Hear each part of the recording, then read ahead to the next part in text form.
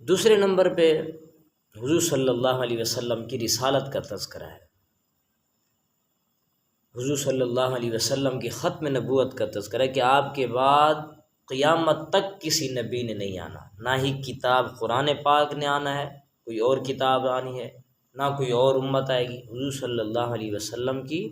رسالت پہ، کہ حضور صلی اللہ علیہ وسلم اللہ کے ہی رسول ہیں، محمد صلی اللہ علیہ وسلم اللہ کے رسول ہیں، اور یہ قیامت تک کے لیے نبی ہے۔ حضور صلی اللہ علیہ وسلم کی سیرت کا مطالعہ کیا جائے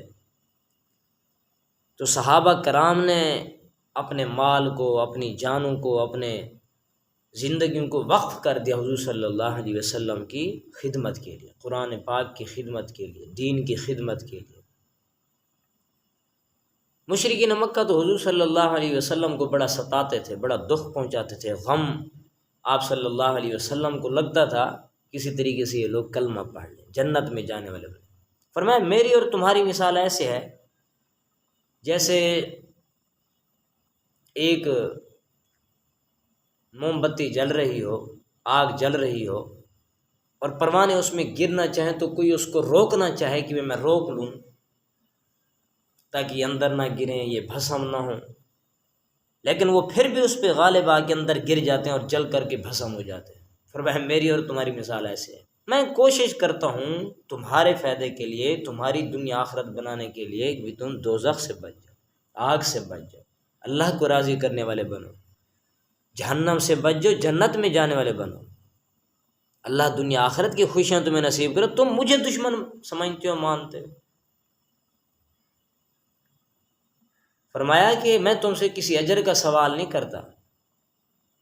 ہاں تمہارے ذہن میں یہ بات آتی کہ ان کو مال کی ہوس ہے یا عہدے کی ہوس ہے۔ مشرکین مکہ نے تو کہا تھا اگر کہیں تو ہم آپ کو کسی عہدے پہ فیض کر دیتے ہیں، اگر آپ کہیں تو ہم آپ کو مال بہت دے دیتے ہیں، اپنا سردار بنا لیتے ہیں، کسی عورت سے نکاح کرنا چاہیں تو خوبصورت ترین عورت سے نکاح کر دیں۔ آپ نے فرمایا نہیں، میرے دائیں ہاتھ پہ سورج، بائیں ہاتھ پہ چاند رکھ دو، پھر بھی میں یہی کہوں گا کہ اللہ کی ذات وحدہ لا شریک ہے، تم اسی پہ ایمان لاؤ۔ تو میرے بھائیو، حضور صلی اللہ علیہ وسلم کی ذات پہ، رسالت پہ یقین رکھنا یہ بھی بنیادی عقیدہ ہے دوسرے نمبر پہ۔ اور کئی جگہ قرآن پاک میں فرمایا ما کان محمد ابا احد من رجالکم ولکن رسول اللہ، کہ آپ صلی اللہ علیہ وسلم کی اولاد ہی نہیں تھی۔ وجہ یہ تھی کہ اگر اولاد ہوتی، اللہ کی حکمت ہے، اللہ نے اولاد لے لی، 17 مہینوں کا ابراہیم ان کا بیٹا تھا، آپ صلی اللہ علیہ وسلم کو ان کو بھی لے لیا، بڑا بیٹا قاسم تھا اسے بھی لے لیا۔ تو وجہ یہ تھی کہ اگر یہ بھی ایک حکمت ہے کہ اگر اولاد ہوتی، پھر یہ لوگ کہتے کہ آپ صلی اللہ علیہ وسلم اس دنیا سے پردہ فرما گئے، اب چاہیے کہ یہ نبی ہے۔ تو فرمایا کوئی نبی بھی نہیں۔ حضرت عمر رضی اللہ عنہ کے بارے میں فرمایا اگر میرے بعد کوئی نبی ہوتا تو عمر نبی ہوتا۔ تو آپ صلی اللہ علیہ وسلم کی رسالت اور ختم نبوت پہ ایمان رکھنا بنیادی عقیدہ ضروری ہے۔ اور آپ صلی اللہ علیہ وسلم نے پہلے سے فرما دیا تھا، فرمایا میرے بعد 30 جھوٹے دجال کذاب آئیں گے،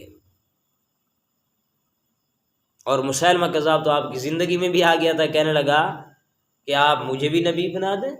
میں پھر آپ پر ایمان لے آؤں گا۔ آپ نے فرمایا کہ آپ کے ہاتھ میں چھڑی تھی، فرمایا اس میں سے تھوڑا سا توڑا، اتنا بھی اگر کہو تو میں دینے کو تیار نہیں، یہ میرے بس کی بات نہیں، یہ اللہ جس کو عطا فرمائے، جو منصب، جو عہدہ، جو فضیلت اللہ جس کو عطا فرمائے، بس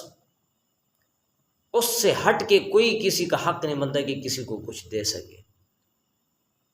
تو حضور صلی اللہ علیہ وسلم کی رسالت پر ایمان رکھنا، ختم نبوت پر ایمان رکھنا، یقین رکھنا یہ ضروری ہے، اور آپ کی زندگی کو دیکھ کے چلنا، سنت کے مطابق زندگی گزارنا، یہ ہے اصل زندگی، اپنی منمانی والی نہیں۔ رب کی مانو، اللہ کے رسول کی مان کے چلو، اللہ بھی پھر ہماری قیامت والے دن مانیں گے۔ اگر ہم اپنی منمانی کریں گے، اللہ پھر قیامت والے دن اپنی منمانی کریں گے۔ اللہ پھر جو مرضی ہے عذاب دے، جس کو چاہے معاف فرمائے، اس کی مرضی ہے، لیکن ہمیں چاہیے ہم نے زندگی کیسے گزارنی ہے وہ حضور صلی اللہ علیہ وسلم کے نقش قدم پہ چل کے فرمایا لقد کان لکم فی رسول اللہ اسوۃ حسنہ، یہ تمہارے لیے اچھا نمونہ ہے۔ تو جیسے آپ نے زندگی گزاری سادگی میں گزاری، یا جیسے آپ کا لباس تھا، جیسے آپ کی وضع قطع تھی، جیسے آپ کے بال تھے، آپ نے قضا سے منع فرمایا۔ قضا کیا ہے؟ کہیں سے بال چھوٹے، کہیں سے بال بڑے، برابر ہوں، لباس بھی ٹھیک ہو۔ ہم اپنے بچوں کو جیسے سکھائیں گے بچے بڑے ہو کے بھی وہی کریں گے، بچوں کو جیسا ماحول دیں گے ویسے ہی ہوگا۔ اگر ہم سنت نبوی کے مطابق ان کو بتائیں گے کہ ایسے گزارو تو انشاءاللہ وہ سنت نبوی کے مطابق ہی زندگی گزاریں گے۔